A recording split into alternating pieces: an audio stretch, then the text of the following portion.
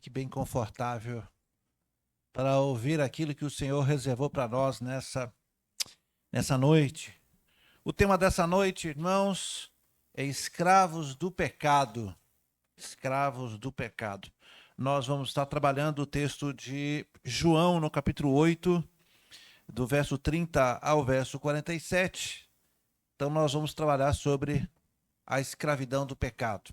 E quando nós falamos escravos, talvez na nossa mente aqui no Brasil, na América Latina, né, a gente não consegue ter a mesma noção do que era ser escravo dos tempos de Jesus. Quando você lembra de escravo, o máximo, mais longe você consegue ir, quem sabe seria então os escravos do Egito, né? O próprio povo de Deus, por muitas vezes, mas pelas as duas grandes vezes que eles ficaram escravos, foram então levados para a Babilônia, para a Síria, e tanto o cativeiro babilônico como o cativeiro assírio, a gente consegue ler e imaginar como era, né? Um pouco mais, como eu disse, para o Egito, você lembra também dos escravos que supostamente fizeram ali as pirâmides, né? Eu digo supostamente porque a gente não tem ali uma informação precisa, mas é essas visões.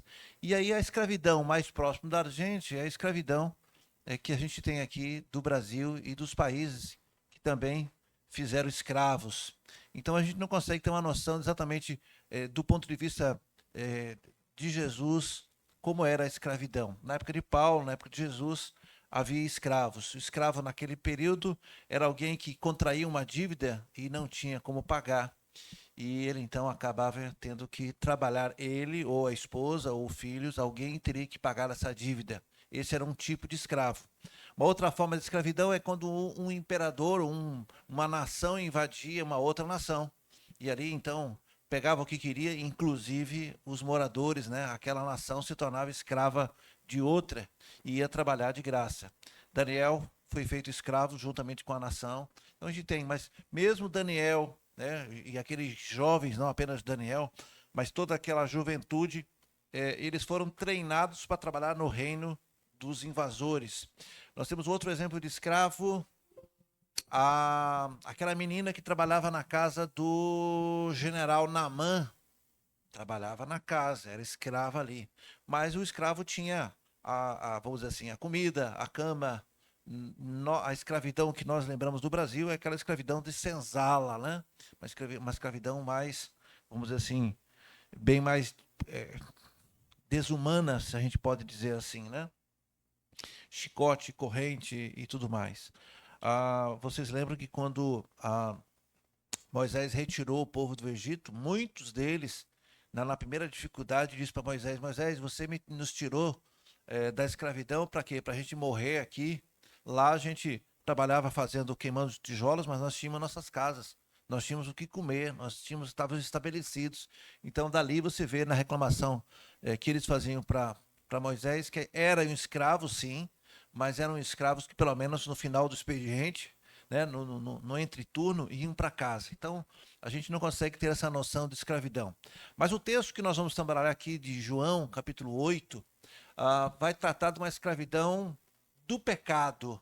O escravo do pecado está agora sujeito, ele é servo do pecado e ele não consegue fazer outra coisa senão o pecado. Então nós vamos trabalhar esse texto, mas eu quero fazer menção de outros textos, principalmente que Paulo escreve aos Romanos sobre o pecado. Aliás, Paulo é um daqueles que mais escreveu sobre pecado. Para perguntar para a igreja, só para ter certeza que vocês estão afiados, o que significa pecado? O que é pecado? Se eu perguntasse para qualquer um de vocês, defina o que é o pecado. O que é que vocês diriam? Aí todo mundo baixa a cabeça, disfarça, lê a Bíblia, olha para o lado. Técnica de aluno, né? O fundão baixa a cabeça. Que é pecado? Meus discipulandos, aqueles que fizeram o curso de discipulado comigo. Que é pecado, Genilda? O que não agrada a Deus. Muito bem. Transgressão da lei? Sim. Desobediência? Sim. Desvio da palavra? Sim. Transgressão, naturalmente. Mas é claro que na cartilha do Beabá, a gente ensina no discipulado, que é errar o alvo. Errar o alvo. Considere que... Cadê Luiz Eduardo? Não está aqui, né? Cadê Eduardo? Eduardo, que é nosso flecheiro oficial aqui da Nibs. Ele pratica o esporte... Como é que é? É flecha? Como é que é, João? Arquearia. O nome é bonito, arquearia. Ou seja, ele atira flechas, resumindo, né? Mas o nome é impactante. Então, irmãos, errar o alvo significa, imagine que um arqueiro está apontando para o alvo, né? Ele tem que acertar naquele ponto exato e ele erra. Mas acertou o alvo, mas não acertou, como a gente diz, na mosca, né? Não acertou no alvo, no ponto exato. Então, pecado, a gente trabalha com essa menção de errar o alvo. Amém? Todos acharam João, capítulo 8, nós vamos ler do verso 30 ao verso 47. Enquanto você está abrindo sua Bíblia, eu quero saudar aqueles que estão, então, conectados. Hoje nós estamos recebendo Shirley. Cadê Shirley? Está ali. Deus abençoe, Shirley. Judinai, está ali. Deus abençoe. A irmã Judinai já teve mais vezes aqui, não foi? A irmã não é aqui de Salvador, né? Ubatã? Muito. Coisa boa. Seja novamente bem-vinda. E a irmã Shirley, seja muito bem-vinda. Sinta-se bem na casa do Pai. É um privilégio ter a sua companhia.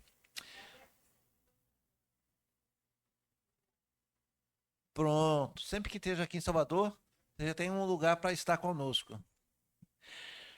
João capítulo 8, do verso 30 ao verso 47. Diz assim a palavra do Senhor. Dizendo ele essas coisas, muitos creram nele.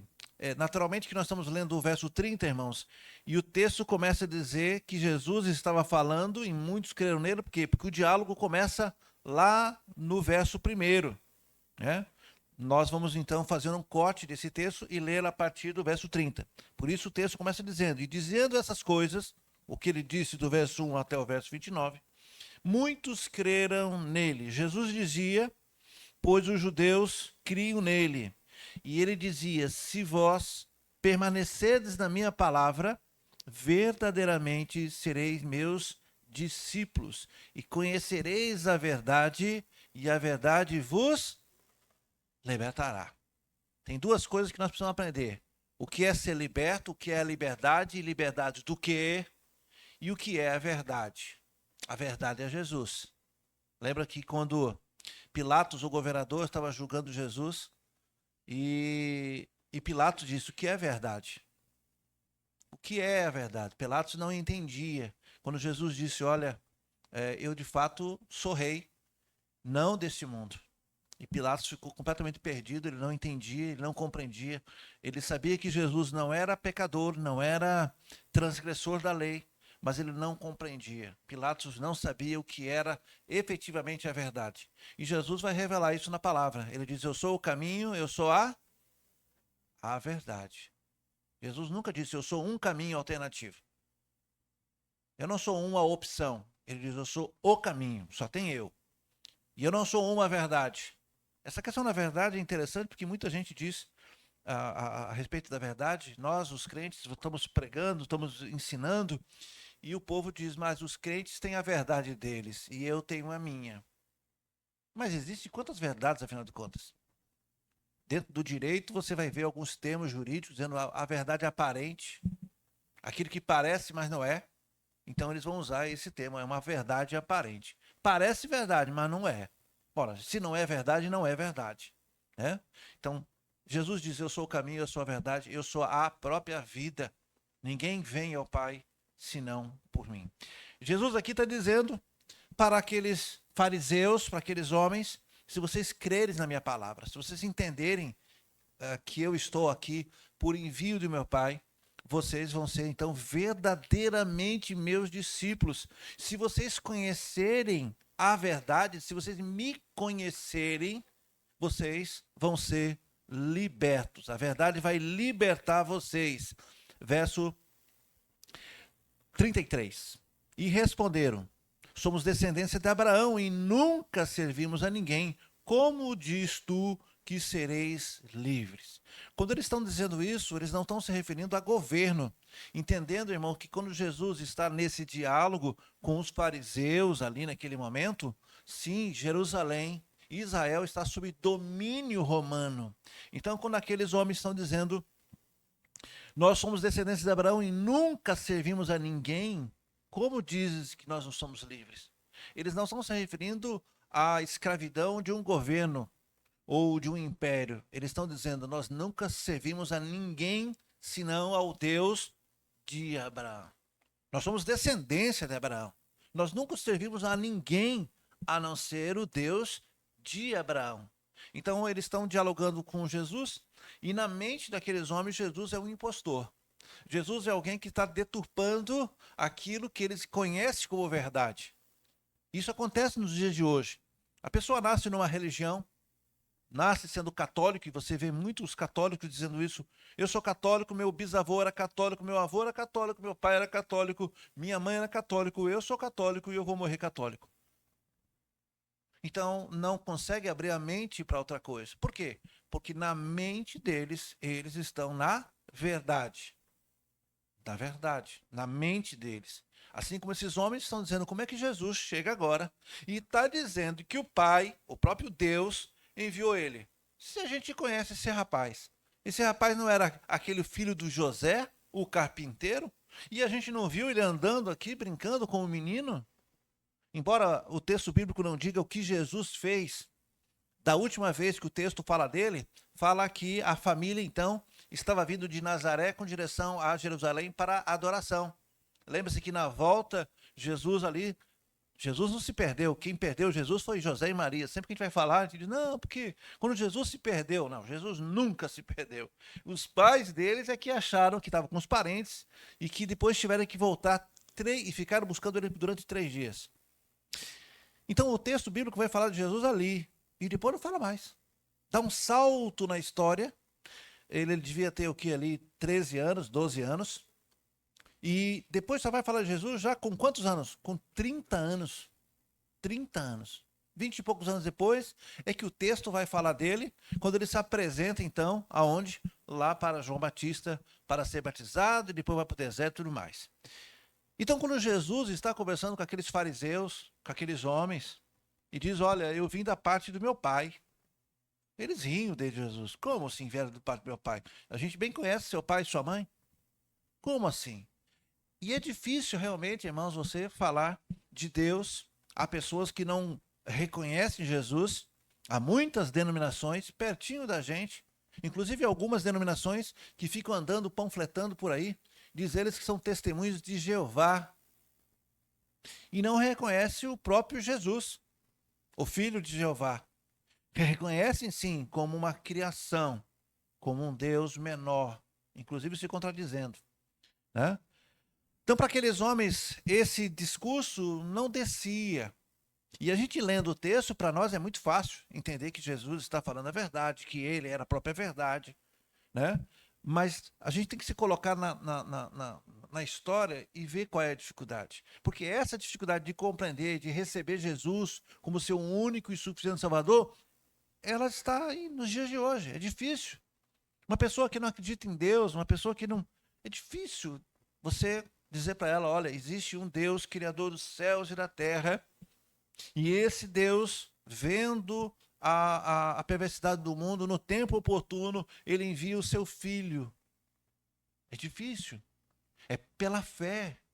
E pior, quando você vai dizer assim, Deus manda seu próprio filho, que é o próprio Deus. E esse filho, então, morre por nós, dá a sua vida, e ele, então, ressuscita ao 3º dia, sobe e manda um outro Deus chamado Espírito Santo. Você percebe que para nós isso é muito simples de entender? Para nós é prático porque nós entendemos a verdade, nós não temos a mente fechada, mas eu me coloco na posição daqueles que não conhecem Jesus e não conhecem o Evangelho. Daí a importância de você estar bem pautado na palavra de Deus, entender a palavra de Deus, pedir orientação do Espírito Santo, para que quando você fale, não fale você, mas que fale o Espírito Santo. Porque o ser humano tentando explicar Deus, não dá certo. Só o Espírito Santo que pode realmente iluminar o outro. Quando nós falamos, nós temos que falar, Senhor, fale através de mim. Porque eu não vou saber explicar. É difícil. Aqueles homens tinham dificuldades. Como é que você está dizendo que nós somos, então, filhos ilegítimos? Nós somos filhos de Abraão, diz o verso 33. E Jesus respondeu no verso 34, olha só a Bíblia. E respondeu-lhe Jesus, em verdade vos digo, que todo aquele que comete pecado é servo do pecado. Ora, o servo não fica para sempre na casa. O filho fica para sempre em casa. E se, pois, o Filho vos libertar, verdadeiramente sereis livres. Veja que Jesus, novamente, ele vai repetir o que ele já disse aqui. Ele disse, olha, se vocês conhecerem a verdade vai libertar. E agora ele está dizendo um pouco mais claro para eles. Jesus agora está abrindo um pouco mais o verbo e ele vai dizer, se o Filho vos libertar, vocês verdadeiramente sereis livres. E Jesus vai dizer para eles, eu entendo o que vocês estão dizendo, eu entendo a dificuldade de vocês. Bem sei, diz o verso 37, bem sei que sois descendentes de Abraão, contudo, procurar-me matar-me, porque a minha palavra não entra em vós. Eu falo o que vi junto do meu Pai, e vós fazei também o que vistes junto ao vosso Pai. Responderam e disseram-lhe, nosso pai Abraão. Jesus disse-lhes, se fosse filhos de Abraão, fazeis as obras de Abraão. Mas agora procurar matar-me. A mim, homem, que vos tem dito a verdade, que Deus tem ouvido. Abraão não fez isso. O diálogo de Jesus é dizendo, vocês estão dizendo que tem descendência. Vocês estão dizendo que vocês têm Abraão como pai, né? Abraão foi colocado como pai das nações, mas vocês não fazem o que Abraão faz. Vocês não obedecem a Abraão. Eu vim do meu pai e eu estou fazendo as obras que eu vi diante do meu pai. Vocês também estão fazendo as obras que vocês viram diante do pai de vocês. Se vocês fossem um filho de Abraão, vocês fariam as obras de Abraão. Verso 41. Vós fazeis as obras de vosso pai. Disseram, pois, nós não somos nascidos na fornicação, na pornografia. Nós não fomos nascidos ou fomos feitos filhos ilícitos. Eles estão afirmando, não, nós nascemos. Tanto é que nós temos a circuncisão de Abraão. Eles estão tentando advogar, dizendo, olha, nós de fato somos filhos de Deus, porque nós temos na nossa própria carne a circuncisão. E Jesus está falando do ponto de vista espiritual, mas eles estão falando do ponto de vista da descendência da carne. Aliás, parece que Jesus sempre tem essa dificuldade de falar. Aliás, nós temos a dificuldade de entender. Você lembra que Jesus estava lá no poço, em Samaria, e Jesus falava das coisas do Espírito, e aquela mulher samaritana sempre entendia para o lado pessoal ou material.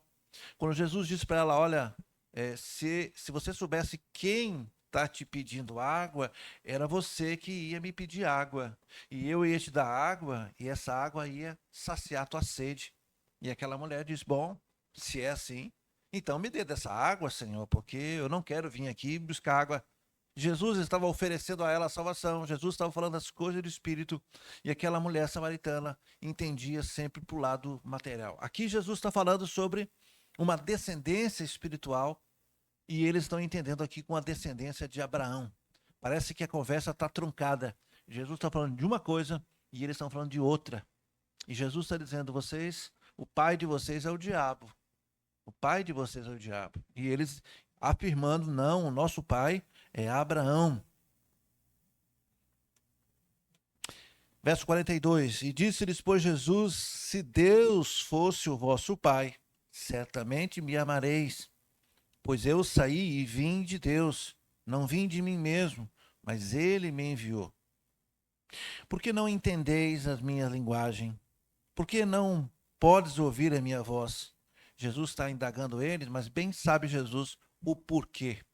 Porque aquele que não é nascido de novo, aquele que não nasceu de novo, logo está ainda morto nos seus pecados e delitos. Paulo vai falar isso em Efésios. Então Jesus está indagando eles, fazendo uma pergunta retórica. Não é que Jesus está se questionando ou Jesus não compreende. Quando Jesus diz assim, por que vocês não podem me compreender? Por que vocês não entendem a minha linguagem? Não é que Jesus está se questionando. Jesus está fazendo uma pergunta retórica é aquela que eu faço a pergunta já sabendo da resposta. Mesmo assim eu pergunto. Jesus está dizendo para ele, por que vocês não podem ouvir minha linguagem? Por que vocês não entendem a minha palavra? Não entendem porque eles estão mortos. E o ser humano continua morto no seu pecado até hoje. Todos nós morremos espiritualmente. Aliás, nós já nascemos mortos, não é que nós nos tornamos crianças, não. Você já nasce porque o primeiro homem pecou e sobre toda a humanidade, portanto Eva, né, chamada mãe da humanidade, ela então passa o pecado para a humanidade. Assim como por um homem entrou o pecado no mundo, graças a Deus, que por um homem também foi tirado o pecado do mundo. Por isso que João Batista diz, eis o Cordeiro de Deus que tira o pecado do mundo. Jesus aqui então está fazendo uma pergunta retórica porque ele bem sabe que aquele povo está morto. E morto não fala, não escuta, não pensa, não reage. Se Deus, através do Espírito Santo, não chamar, não despertar, o homem continua morto. Por isso que eu disse que quando a igreja, quando qualquer um de nós sai para fazer evangelismo, sai para falar da parte de Deus, você precisa pedir a orientação do Espírito Santo. O Espírito Santo fale e vá na frente e convença. Porque por mais que eu use da minha oratória, por mais que eu use da teologia, por mais que eu use de exemplos, não dá. Não entra. Eles não conseguem compreender. Aliás, muita gente questiona os crentes, como é que vocês andam de domingo a domingo nas igrejas? Alguns dizem, fica dando dinheiro para o pastor. Alguns dizem, olha, vocês são fanáticos. Não dá para entender. Então, quando nós saímos para evangelizar, guarde isso no coração. Peça a Deus, Senhor, vá na minha frente, fale. Que não seja eu que esteja falando, mas que o Senhor fale. Porque se a gente tentar usar a nossa expertise humana, não vai. Você veja que Jesus está conversando com aqueles homens e eles estão tendo dificuldades. Talvez você diga, pastor, mas eles estão tendo dificuldade porque era uma outra época, uma outra geração. Não, o ser humano é o mesmo. Pior é agora, porque eles lá não tinham tanto conhecimento. Não havia internet, não havia... E eles tinham uma cabeça mais formatada. Hoje, irmãos, aqui é assim, ou era gentílico, o povo era dividido assim, ou é gentil, ou é bárbaro, ou é então o povo filho de Abraão. São os hebreus ou então os judeus que fazem parte então ali do judaísmo. A religião é judaísmo. Ou então eles são um povo gentílico, os pagões, né, que adoram qualquer deus, ou então um povo que é muito distante, né, chamado de bárbaros, ou qualquer outra nação. Uma nação estrangeira era então considerada os bárbaros. E dentro desse contexto você tinha ali a religião do judaísmo, ou então o gentílico, que adorava qualquer deus. Né? Então, naquele tempo, você tinha uma divisão mais, vamos assim, dá para separar os grupos. Hoje não dá. Hoje você olha para esse mundo de Deus aí, você vê que há uma diluição das religiões, da forma de pensar. Você tem que olhar para um crente hoje e começar a pensar, que tipo de crente é esse? Ah, eu sou batista, por exemplo. Tá, você é batista. Eu sou batista, mas não creio nisso, não creio nisso, não creio nisso. Mas para lá, então você é batista? É, eu sou um batista diferente. Há uma fragmentação complicada. Nós precisamos estar fundamentado tão somente na palavra. É bem verdade, irmãos, que cada denominação vai ter suas regras, precisa ter para ter uma organização, mas a base é a palavra de Deus. A base aqui é a palavra de Deus. Paramos no 43. Não, 44. Vós tendes por pai o diabo e quereis satisfazer o desejo do vosso pai. Ele é homicida desde o princípio e não se afirmou na verdade. Lembra que verdade ele está falando aqui? Quem é verdade? Ele não se afirmou na verdade, porque não há verdade nele. Quando ele profere mentira, ele fala da que é próprio, porque ele é mentiroso e pai da mentira. Mas porque vos digo a verdade, não me credes. Quem dentre vós que... 46, me perdi no texto aqui. Quem dentre vós me conhece, me convence... 46. Convenço do pecado. Se eu vos digo a verdade, por que não credes? 47. Agora sim, é porque eu troquei de Bíblia, tá tão miudinho minha... acostumado a ler na minha NVI, hoje estou usando outra versão. Quem é de Deus, escuta a palavra de Deus. Por isso, não vos escutais, porque vocês não são de Deus. Jesus está dizendo, aquele que me conhece, aquele que é meu, ele escuta, ele obedece. O povo de Deus compreende as coisas de Deus. A Bíblia vai dizer que aquele que não tem o Espírito Santo não compreende as coisas do Espírito. Não compreende. Mas aquele que é de Deus compreende. O mundo não pode compreender a palavra de Deus sem que o Espírito Santo convença essa pessoa. Quando essa pessoa, então, ela recebe o Espírito Santo, ela é vivificada, seus olhos são abertos e agora ela começa a compreender as coisas. Para pensar se não foi assim que aconteceu com você. Quando você, de fato, teve um encontro verdadeiro com Deus, não ficou mais claro, as coisas não clarearam. É bem verdade que não é uma coisa assim, um estalo que você diz, agora eu sei tudo. Você vai aprendendo, mas você vai compreendendo, fica mais claro. Há pessoas, irmãos, que lê a Bíblia de capa a capa, não conseguem compreender. Não, para elas são só palavras, para nós não é palavras, apenas letras. Isso aqui é de fato a voz de Deus. Isso aqui traz para nós um alívio, isso aqui traz para nós uma orientação. A Bíblia é para nós, de fato, uma bússola que aponta para Cristo e essa bússola nos mostra o caminho que a gente deve andar. E me mostra, inclusive, onde eu não devo andar. Então, Jesus aqui está falando a respeito da escravidão e dizendo, vocês são escravos, vocês são filhos do diabo. Palavra difícil. É claro que hoje a gente vai usar o bom senso e não vai ofender ninguém. Mas, biblicamente falando, irmãos, todo aquele que não tem Deus como pai, ele vai ter um outro pai. Todo aquele que tem Deus como pai vai obedecer as coisas do pai. Vai obedecer. Ainda que desliza aqui, uma coisa aqui, outra ali, mas procura andar no caminho do pai. E quem não tem Deus tem outro pai. São palavras duras de se falar. Mas essa é a verdade bíblica. Bíblica. Não tem jeito. Então nós falamos aqui que o pecado é transgredir a lei, é errar o alvo, né? João, o mesmo que escreveu o Evangelho de João, lá na sua primeira carta, no capítulo 3, verso 4, diz, todo aquele que pratica o pecado transgride a lei, porque o pecado é transgressão da lei. Todo aquele que pratica. Qual é a dificuldade de entender a palavra pratica? Pratica é aquele que está sempre fazendo a mesma coisa. Vamos pegar aqui um esportista. O esportista precisa praticar. O jogador precisa treinar. O nadador precisa nadar. Precisa praticar para desenvolver cada vez mais.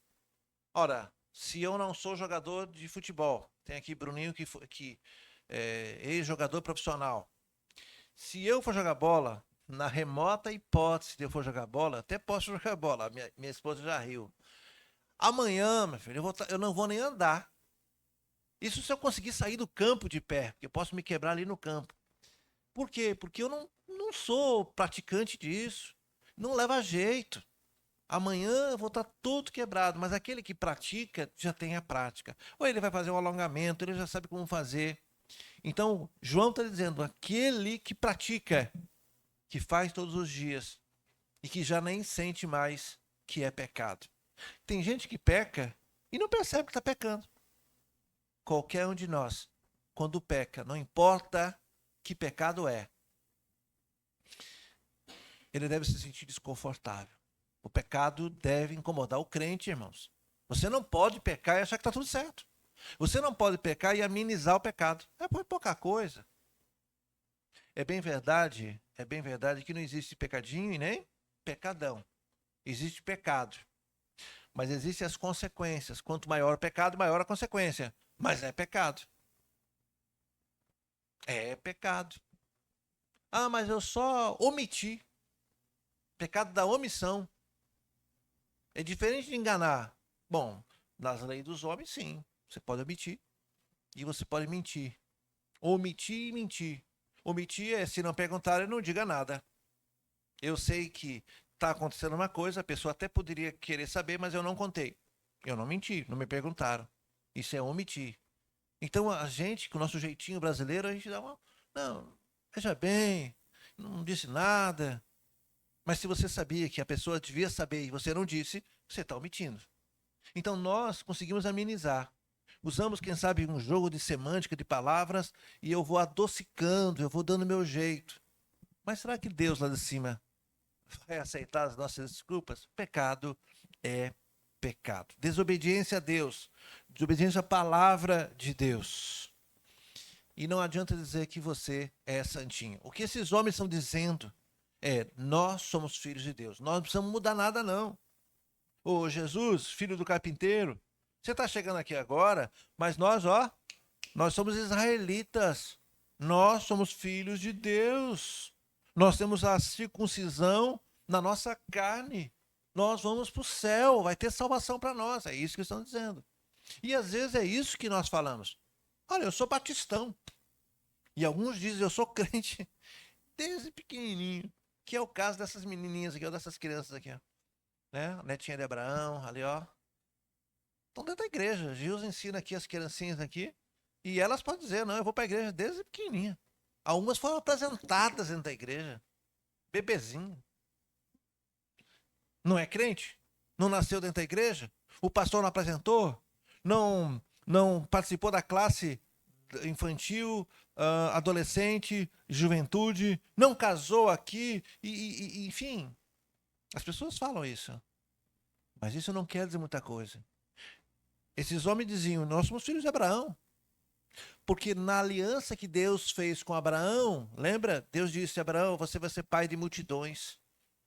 Você vai circuncidar todos os homens, inclusive os escravos, seus funcionários. Se você fizer a circuncisão neles, eles vão ser inclusos na aliança que eu tenho com vocês. Então esses homens estão arrogando para si uma salvação, uma santidade. Ora, eu estou dentro da igreja. Isso pode acontecer com nossos filhos. Porque filho de peixe, peixinho é, não é não, velho? Já viu esse ditado? Mas filho de crente não é crentinho. Não é. E nós, irmãos, que andamos dentro das igrejas, você que carrega uma Bíblia, eu estou falando para você que está em casa também, estou falando para todos aqui. Você que tem jeito de crente, linguajar de crente, fala igual crente, anda igual crente, parece crente. O que a palavra dessa noite está dizendo é: olha para a sua vida. Não diga que você é filho de Abraão, que você tem um pai. Se você não obedece o pai, você está desobedecendo. E quando você desobedece a Deus, você está pecando. Paulo escreve aos Romanos, capítulo 3, verso 10 e 11. Não há nenhum justo. Não venha dizer que você é santinho. Não há nenhum justo, nenhum sequer. Não há quem entenda. Não há ninguém que busque a Deus. Não há ninguém. Deixa eu ler essa passagem com os irmãos. Eu acho muito interessante a passagem de Paulo. Abra sua Bíblia, irmãos. Vamos fazer esse exercício juntos. Romanos, capítulo 3. Vamos ler do verso 10 ao verso 18. Fica melhor assim para a gente entender. Romanos, capítulo 3. Inclusive, irmãos, há muitas pessoas que se chateiam com nós, os crentes, porque eles, às vezes a gente vai evangelizar nos portões, às vezes a gente vai evangelizar e a gente não sabe se expressar. E essas pessoas dizem, olha aí os crentes, se dizendo santos, só eles vão para o céu, só eles são certinhos. Eles dizem para nós que nós vamos tudo para o inferno. Tá, a gente não está mentindo não, mas é a forma de falar. Quando na verdade nós deveríamos nos apresentar como pecadores, porque é o que somos. Alguém pode dizer que não é pecador? Romanos capítulo 3, de 10 a 18. Cadê? Como está escrito, não há nenhum justo, nenhum sequer. Não há ninguém que entenda, não há ninguém que busque a Deus. Todos se extraviaram juntamente e se fizeram inúteis. Não há quem faça o bem, não há nenhum sequer. A sua garganta é um sepulcro aberto.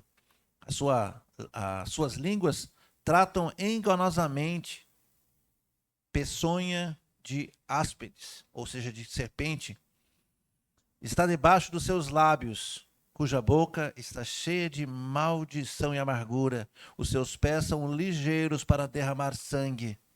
Em seus caminhos há destruição e miséria, e não conhecem o caminho da paz. Não há temor de Deus diante dos seus olhos. Isso é o ser humano. Isso é o ser humano. Não há ninguém. O que a Bíblia está dizendo, o que Paulo está dizendo, não adianta dizer que você é filho de Abraão, não adianta dizer que você é crente. Todos nós somos pecadores. Então, o ideal é que você se apresente, primeiro, diante de Deus como pecador. Senhor, misericórdia, eu sou pecador. Paulo, que escreveu isso, ele diz, eu sou o principal dos pecadores. Paulo, o apóstolo Paulo, não é eu não, não é você não, é apóstolo Paulo. Ele dizia, eu sou pobre, miserável. Eu sou pecador. Então, irmãos, às vezes nós nos colocamos como arrogantes, primeiro, diante de Deus, segundo, nós nos colocamos como arrogantes diante das pessoas. Não, porque você precisa ir para a igreja, porque, veja bem, eu vou para a igreja. E a pessoa que está ouvindo isso, ela diz, quer dizer que você é santinho, eu vou para o inferno e você já está no céu. As pessoas olham a gente assim. Quando, na verdade, a Bíblia diz para nós, você é um pobre coitado. Qual é a diferença? É que nós tivemos a oportunidade. Deus olhou para nós e teve misericórdia e derramou graça. E nós ouvimos a voz do Espírito Santo. E o Espírito Santo nos ressuscitou, nos deu vida. E agora, vivos no Espírito Santo, eu consigo compreender as coisas de Deus. E aí eu me senti pecador. A segunda ação que o Espírito Santo faz logo depois que ele te desperta, logo depois que você começa a escutar a voz de Deus, é se sentir pecador. Só há salvação se você se arrepender. O Espírito fala com você, você consegue se enxergar, você consegue ouvir a voz de Deus e diz, eu sou miserável, Senhor, me perdoe, eu preciso do Senhor, olhe-o como sou pecador. Ali é a salvação. A Bíblia toda está cheia de confissões de pecado. Domingo passado eu falei sobre Zaqueu. Foi domingo passado? Foi. E Zaqueu, então, quando recebeu Jesus em casa, começou a dizer, se eu defraudei alguém, se eu enganei alguém, eu vou devolver metade, eu vou fazer isso, eu vou fazer aquilo. E Jesus disse, hoje houve salvação nessa casa. Por quê? Porque um cobrador de impostos estava ali abrindo o coração, dizendo, se eu fiz alguma coisa, eu devolvo. Eu não quero ficar com... Ele se arrependeu do que fez.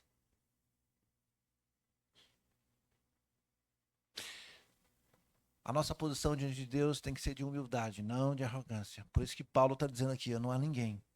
E ele vai um pouco mais, nós lemos até o 18, no 23 ele vai dizer assim, pois todos pecaram, estão destituídos da glória de Deus. Todos pecaram.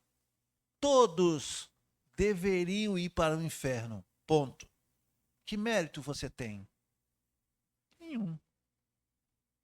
Porque eu dou dízimo, eu faço oferta, eu dou cesta básica, toda vez, pastor, que alguém bate na minha porta e me pedindo comida, eu sempre dou comida.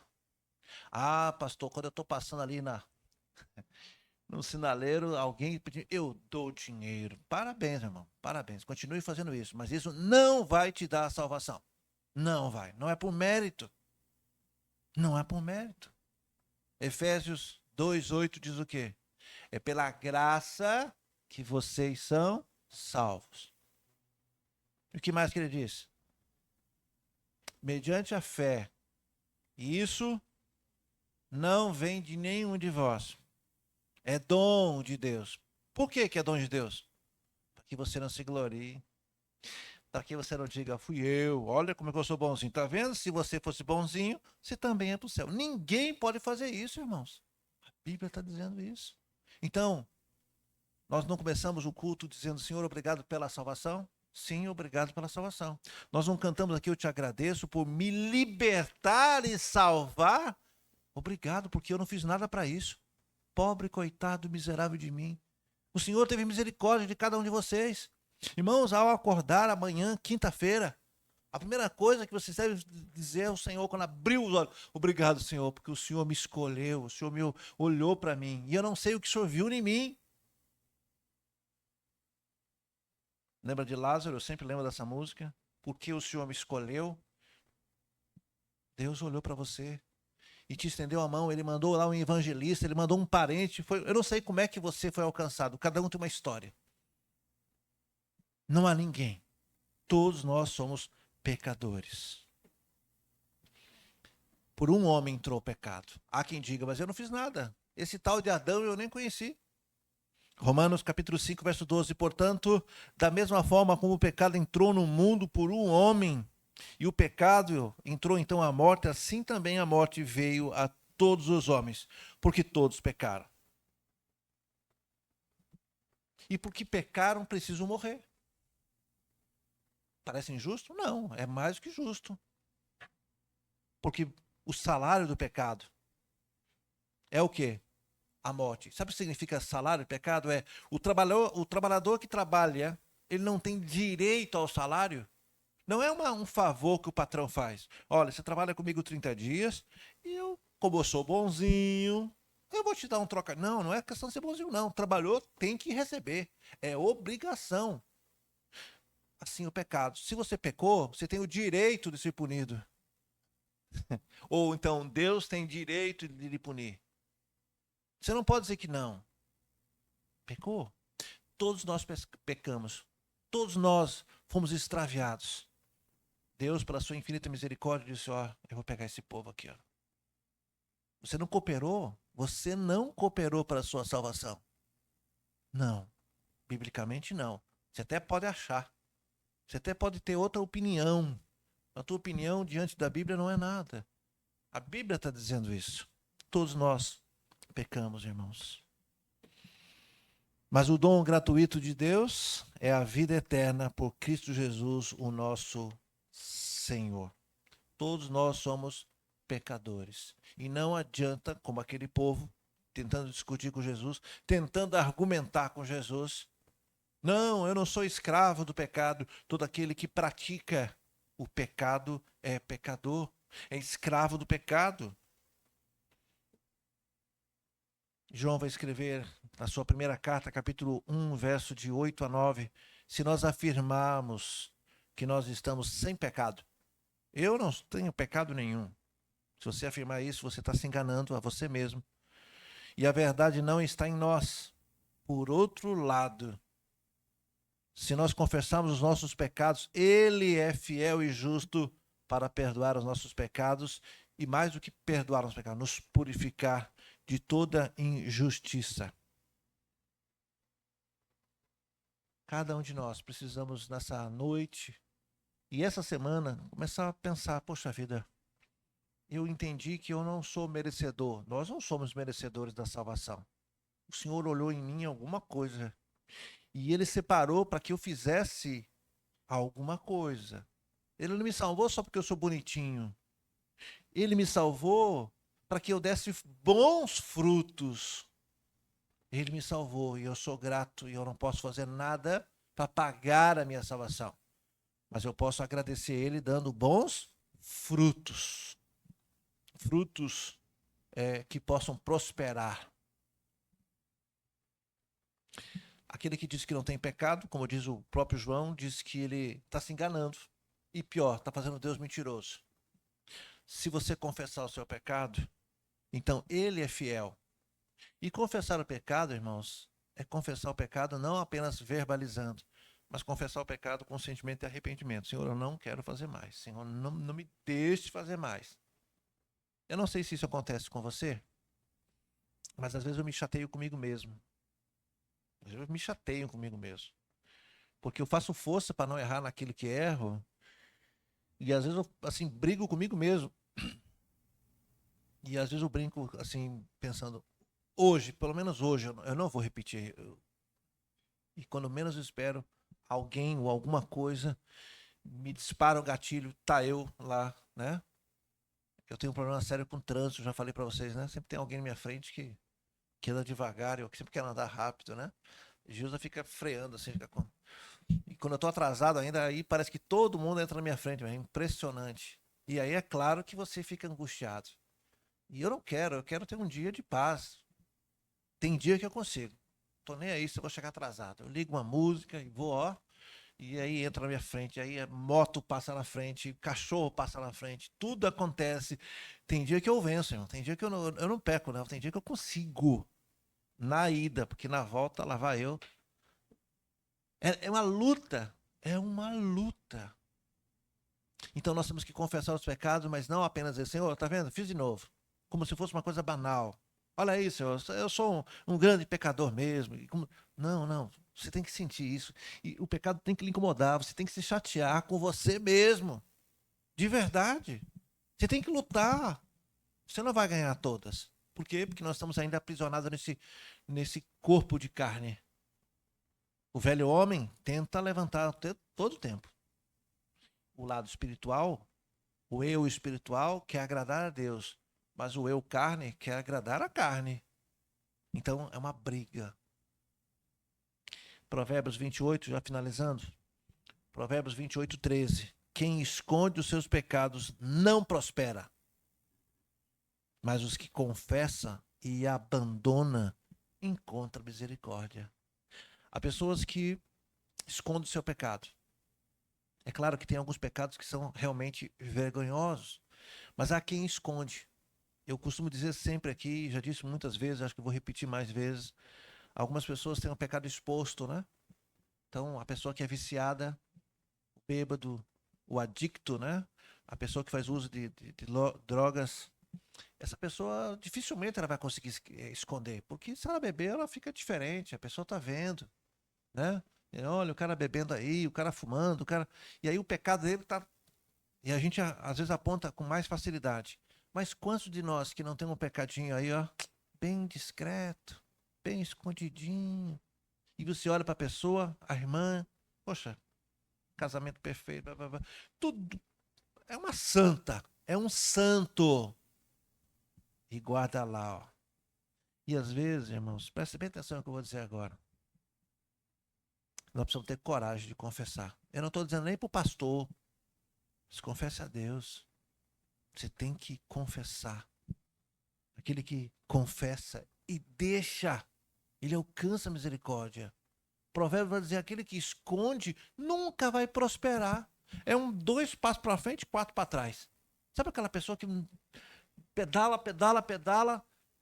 Eu não estou dizendo, irmão, que todos aqueles que não prosperam, assim, do ponto de vista financeiro, tá?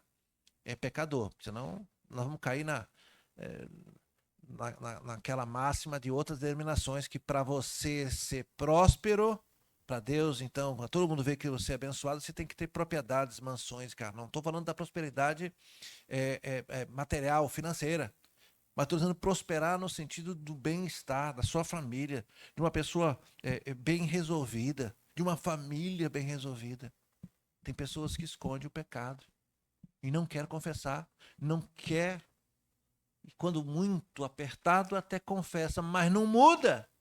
Volta a fazer a mesma coisa. Se nós, então, confessarmos nossos pecados e abandonar o pecado, nós alcançamos misericórdia. Mas aquele que esconde a todas as custas, bate de frente, nega, nega, nega, ou então disfarça e não conta para ninguém, porque afinal de contas, o que as pessoas vão dizer naquele grande dia? O seu pecado vai aparecer no telão de Deus. E todos os anjos do céu vão ver o que você fez. Eu fico imaginando, claro que não é exatamente isso, né? Mas na minha mente eu fico pensando, como será naquele grande dia? Porque você pode esconder o pecado aqui até o último dia. Ninguém sabe.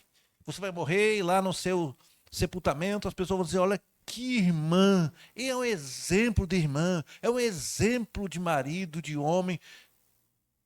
Mas Deus conhece o pecado que você não confessou, não corrigiu, morreu com ele. E lá, como vai ser? Então é uma coisa muito séria isso. Não adianta, repito, o que nós lemos aqui em João capítulo 8. esse diálogo de Jesus com aqueles fariseus, com aqueles homens. Aqueles homens batiam o pé. Eu estou todo errado, mas eu sou filho de Abraão. Nós falamos hoje. Eu posso até pecar, mas eu estou para a igreja, eu estou na igreja, eu vou no domingo a domingo. Eu posso até fazer coisa errada, mas Deus me ama, porque Deus é amor. Cuidado com isso, irmão. Cuidado. Porque pai que ama, disciplina. Cada um deve sair daqui dessa noite entendendo o que é o pecado. O pecado é transgressão da lei. O pecado é a desobediência. Todos nós somos pecadores. Isso é um fato. Mas Jesus veio e ele pagou o preço. Ele nos libertou. Nós conhecemos a verdade. E se nós andamos e cremos nele, então nós somos discípulos. Verdadeiro discípulo é aquele que imita o seu mestre. O nosso mestre é Jesus. Mas nós vivemos ainda nesse corpo, né? E de vez em quando, o velho homem, de vez em quando a gente acaba vacilando e nós erramos. O que você faz se você errar? O próprio João, na primeira carta, ele diz: filhinhos, não pequem. Mas se vocês pecarem, vocês têm um advogado. Ele é fiel e justo. Então, quando você pecar, irmão, não minimize o pecado. Não diga, eu errei, mas foi pouca coisa. Não, você deve ficar triste. De preferência, chore. Sabe como é que os judeus faziam? Eles rasgavam as suas vestes e pegavam um pano de saco e cinzas e se jogavam para todo mundo ver. Quando alguém via alguém se rasgando as vestes e jogando terra em cima, poeira, cinzas em cima, as pessoas diziam: olha, está se arrependendo. E não sei o que ele fez, mas ele está muito arrependido. Olha os gritos, olha como ele se joga. Era assim que o judeu representava que ele estava. E nós? Como é que você representa que você está arrependido? A primeira coisa que nós fazemos é dizer: não foi tão. Eu errei sim, mas não foi tanto, né? Tem gente errando mais, ainda acusa o outro ainda. Tem gente que erra mais. Eu não matei ninguém. Quem usa algum tipo de bebida, alguma coisa, não. Eu bebo, mas é com meu dinheiro. É problema meu. Eu não prejudico ninguém. Será que ele não machuca uma mãe? Será que ele não faz sofrer os seus irmãos, sua família? Ele nasceu o quê? De um pé de repolho, é? Não machuca ninguém? Aquele que engana não prejudica ninguém? Não. O que rouba não prejudica. E assim vai. Quem trai, quem mente. Os judeus faziam aquela encenação. Se rasgavam. Nós, irmãos, precisamos ter um jeito diferente. Se rasgar assim na frente do Senhor, na presença do Senhor. Vá lá no seu quarto, ninguém precisa ver não, se chorar não. Agora, se arrependa, e não apenas se arrependa. Mude, em nome de Jesus. Peça força, chore, peça ajuda. Quando você sabe que vai pecar, alguns sabem quando vão pecar, peça ajuda, em nome de Deus. Olha, eu vou fazer uma bobagem aqui, fica comigo. Liga para o irmão, ó, fica do meu lado aqui. Existia uma técnica muito tempo atrás, que, quando a pessoa estava largando de cigarro, chupava a balinha, né? Ó, deu vontade de fumar? Chupa a balinha. Então chame alguém, peça oração. Mas nós, seres humanos, nós temos um problema gravíssimo. Dá vontade de pecar, a primeira coisa, você se esconde. Igual Adão e Eva. Segundo sintoma, desaparece da igreja. Desaparece da igreja. Não atende uma ligação. Por quê? Está escondendo o pecado, está se escondendo. Não quer que ninguém pergunte. Não escute o diabo. Resista ao diabo e ele vai fugir de vocês. Quando vocês errarem, irmãos, e nós vamos errar. Amanhã, fatalmente. Só quando você dorme que você não peca. Tem gente que gosta de dormir. Bom, pelo menos não está pecando, né? Está dormindo. Amanhã, irmãos, diga ao Senhor: Senhor, eu quero declarar guerra aos meus pecados. E eu não quero mais errar. Não quero mais errar. Resista ao diabo, resista, irmãos. É tão gostoso quando você vence a batalha. Você vence o diabo um dia. Diz: ó, hoje eu não errei. E o diabo sabe onde você é. Que ele vai bater no mesmo lugar sempre. Se você é fraco ali, ele vai pegar ali. Então cada um sabe a sua fraqueza, não sabe? Sabe. Levante um muro. Peça a Deus: Senhor, eu não quero. se arrependa, peça perdão e não volte. Não oculte pecado. Tem gente que confessa pecado só no dia da ceia, que vai cear, né? Não, irmãos, nós não podemos enganar a Deus. Nós estamos nos enganando e fazendo Deus mentiroso. Palavra dura hoje, não? Misericórdia. Vamos fechar com o Salmo 51 e nós vamos para casa? Salmo 51 e nós vamos para casa. Abra sua Bíblia, por favor. Vamos ver como é que a confissão de pecado de Davi. Salmo 51, de 4 a 9. É Davi confessando o seu próprio pecado.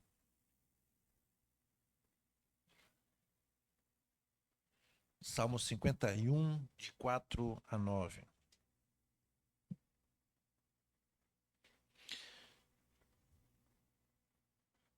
Diz assim a palavra do Senhor.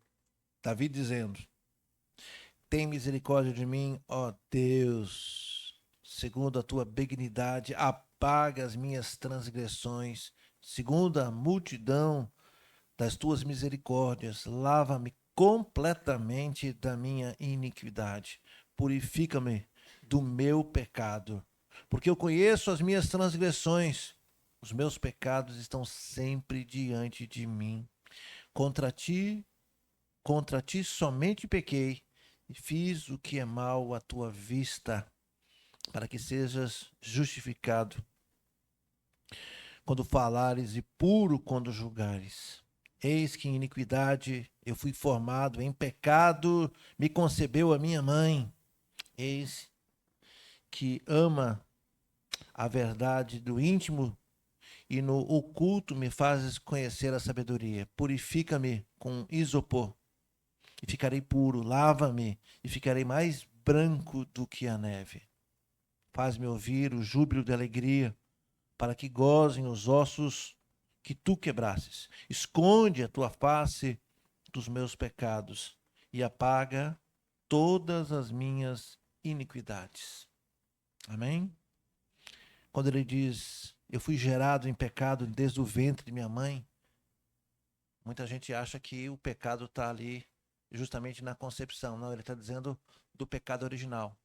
Eu fui gerado em pecado desde o ventre da minha mãe, porque todo homem nasce pecador. Ele está confessando, ele está dizendo, o pecado está sempre diante de mim. Me lava, me purifica. Esconde o teu rosto diante das minhas iniquidades. Essa oração Davi fez quando ele peca com Betseba, e ali ele reconhece os pecados, ele não tenta esconder. Ali, embora tenha tentado esconder, né, com estratégias, ele foi confrontado e ali ele deita no chão, e ali ele abre os braços e ele confessa e ele alcança a misericórdia. Ele então foi mantido como rei, diferente de Saul, que perdeu o reino porque ficou dando desculpa e até disse que estava errado, mas não foi de coração. Davi, o homem segundo o coração de Deus, se arrepende e procura não errar. Assim somos nós. Abaixe sua cabeça, nós vamos orar. Eu queria que você lembrasse, ninguém está vendo, só você e Deus. Eu queria que você apontasse para Deus, que você não tentasse disfarçar, que você não tentasse minimizar o seu pecado. Hoje não é dia de ceia, mas é dia de confissão de pecado. Hoje é dia de você sair daqui, confessando os seus pecados. Se você fizer isso, você vai alcançar misericórdia. Se você confessar os seus pecados e se arrepender deles, hoje você vai sair por aquela porta. Quando você entrar na sua casa, você vai entrar na sua casa santa, santo, porque você confessou os seus pecados. O diabo não vai ter do que te jogar na cara. Ele não vai poder te ameaçar. Toda vez que o diabo vir te ameaçar dizendo que você está errado, você vai dizer para ele, eu já contei tudo para o meu pai. Ele sabe de tudo e ele já me perdoou. Pai, em nome de Jesus, o Senhor está ouvindo agora. O Senhor está ouvindo cada oração. Senhor, essas pessoas estão agora falando contigo coisas que elas não falariam para mim lá no gabinete. Elas estão falando a verdade mais íntima, mais profunda do seu coração, que elas jamais falariam para o pastor. Senhor, veja, Pai, o coração delas. Veja o meu coração. Tira de mim, Senhor. Eu não quero aqui esconder nada, Senhor. Perdoa, Senhor, tudo o que o Senhor sabe que eu faço errado. Não há ninguém que possa dizer, não há nenhum pastor, não há ninguém nessa terra que diga eu não peco. Nós somos pecadores, pobres pecadores, e nós carecemos da sua misericórdia. Olha, Pai, cada um de nós está agora confessando e pedindo misericórdia. Nos ajude a não errar nos pecados que nós estamos pecando. Como disse Davi, o pecado está sempre diante de mim. A cada dia, o inimigo das nossas vidas, o diabo, Senhor, ele vem nos tentando, nos oferecendo, ele vem insinuando. E muitas vezes nós caímos, Senhor, nas tentações, e erramos, e nós transgredimos a sua lei, nós desobedecemos o Senhor. E isso entristece o Senhor. Nós não queremos, ó Deus, ser servos do diabo. Nós não somos, ó Deus, nós temos um Pai. Nós chamamos o Senhor de Pai, porque o Senhor nos comprou com seu sangue, através do seu Filho, ó Deus. Nós queremos agradar ao Senhor, não ao diabo. Nem que isso nos custe, nem que isso faça com que a gente passe vergonha. Nós temos que nos humilhar, para que o Senhor possa, no tempo devido, nos exaltar. Queremos ser santo, santo, santo, como o Senhor é santo. Receba, Pai, as nossas orações, o nosso pedido de perdão e nos ajude a não errar de novo. Porque não adianta nós pedirmos apenas o perdão de boca para fora, para agradar os homens, para agradar, quem sabe, quem está nos ouvindo. Pai, nós queremos sinceramente travar uma guerra, Senhor, contra o pecado em nossas vidas. Não deixe. Cada um sabe onde erra. Cada um sabe. Nos liberta, Pai. Nos liberta, Senhor, dessas correntes do pecado. Não deixa, Senhor, a gente repetir e ficar nos enganando. Não deixa, Pai, nós ficarmos vivendo apenas de aparência como aqueles homens quando o Senhor conversou, aqueles fariseus que batiam no peito e diziam, nós somos filhos de Abraão. Não deixa, Pai, a gente dizer que nós temos o Senhor como nosso Deus quando nós não obedecemos a sua palavra. Não deixa, Senhor, dizer que eu sou cristão só porque eu vou na igreja batista. Me ajude, Senhor, a ser de fato um verdadeiro discípulo que obedece a sua palavra. Assim nós oramos. Oramos. Eu sei que o Senhor está perdoando muita gente aqui. Eu sei que o Senhor está derramando a sua bênção sobre muita gente aqui, Senhor. Que nós possamos nos alegrar diante do Senhor. Que a partir de hoje, Pai, nós possamos mudar o nosso comportamento, agradando tão somente o Senhor e desagradando o nosso inimigo. Não temos como servir a todo o Senhor. Ou há de agradar um e há de entristecer o outro. Portanto, nós queremos te agradar. Essa é a nossa oração. E a fazemos como família, como igreja, irmãos, em nome de Jesus. Amém? Eu não sei como é que você ouviu essa palavra, como é que ela chegou aos seus ouvidos. Reflita nela. Reflita nela. Nós precisamos ter um coração contrito, irmãos. Contrito. Só assim nós vamos conseguir prosperar. Só assim nós vamos agradar a Deus. Amém? A você que esteve nos assistindo, o convite está de pé para que você venha pessoalmente. Faça como Chile, faça como vem Judinai. Venha presencialmente, viu, irmãs? Venha você que está nos assistindo. Venha ouvir a palavra do Senhor e mais do que ouvir, venha obedecer, venha fazer parte dessa família de Deus. Amém? Domingo, 10h30 e também 19 horas. Deus abençoe a cada um. Vamos para nossas casas. Deus abençoe ricamente.